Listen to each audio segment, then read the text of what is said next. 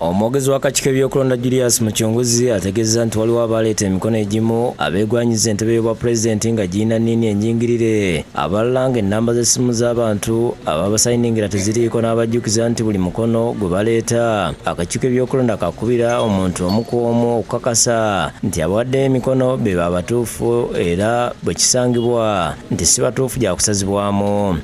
Akakiiko kasanga n'ennamba gye baakuwa nga nkyamu, awo kiba kitegeeza omuntu osobola kumukakasa nti mulonzi.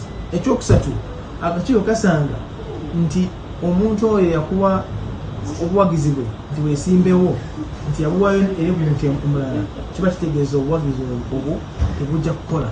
Abadde ayogerako ne bannamawulire ku kibe ky'akakiiko k'ebyokulonda n'ategeeza nti abantu 20 be bakumyawo empapula. Kyokka ajjukiza abeegwanyiza obwa pulezidenti okugoberera amateeka nti kuba omuntu yenna bw'amala okusunsulwa abeera afugibwa mateeka g'akakiiko k'ebyokulonda. Waliwo byolina okukola, waliwo byotalina okukola.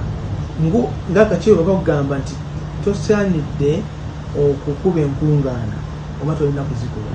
Akakiiko kakugamba nti tosobola kati okwetaba mu kuwaayo ssente mu kuzimba ebizimbe. Mu bazizza empapula leero kuliko Katumba John eyavuganyako mu kalulu akawedde, ekibiina kya Anti-Peasant Party Alvin Mivule n'abalala. Kyokka Katumba n'abavunaanyizibwa kutwala empapula bawanyisiganyiriza ebigambo oluvannyuma lw'okumugamba nti bagenda kulya mmere ne babalekaawo.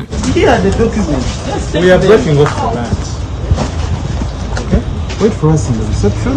After lunch, we're going to come and work on it. Sans do not create a scene here. It is not a scene. Yemivule yeemulugunyiza ku budde obutono nti obaweereddwa okuddizibwamu emikono. Ennaku 3 okwetooloola edistrict 98 tetukirabanga si kyabwenkanya. Muchunguzi ayogedde ne kakiiko akateekebwawo okuwuliriza okwemulugunya kw'abeegwanyiza ebifo ku mutenda gwa gavumenti ez'ebitundu. Ate etteeka liwa buli munnayuganda omulonzi eddembe okuleetayo okwemulugunya